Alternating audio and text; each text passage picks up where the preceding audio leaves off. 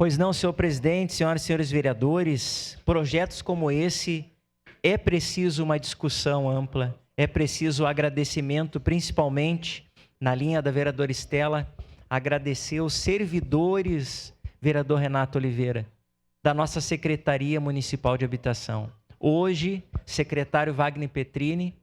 mas nós sabemos que se hoje está sendo possível a gente complementar e aprovar projetos como esse, é porque lá atrás, todos os outros que estiveram ali deram continuidade a um projeto de Estado, vereador Renato, que é, de fato, esses projetos habitacionais no que se refere a empreendimentos sociais para pessoas com renda mínima. Ali garante não apenas a dignidade da moradia, mas também garante a gente fazer com que a nossa cidade de Caxias do Sul cada vez mais diminua a lista daqueles que desejam ter uma moradia, desejam ter a sua casa, desejam ter o seu espaço juntamente com a sua família para ali poder, de uma forma digna, criar os seus filhos. E de uma certa forma é importante também aqui ressaltar,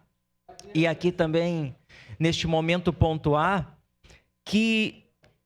moradias a cerca de 250 habitações, acima disso, é necessário que haja, como a vereadora Estela bem pontuou, serviços públicos em torno dessas situações habitacionais, dando condições para aqueles que ali residirem, possam ter ali uma escola infantil, possam ter ali uma escola de ensino fundamental, possam ter ali próximo uma UBS, todos os serviços que o poder público possa oferecer àquela comunidade. Então, parabenizar mais uma vez hoje o secretário Wagner Petrini e aos servidores daquela pasta que, de uma forma de excelência, com todos os esforços, fazem com que projetos macros como esse dê continuidade. Porque o vereador Renato bem sabe o quanto projetos grandiosos, volumosos como esse, acima de 250, 300, 400 habitações, são projetos muito demorados, que às vezes, em um só governo, infelizmente a gente não consegue fazer com que ele possa ser, de fato, implementado. Então, agradeço. Muito obrigado. Obrigado.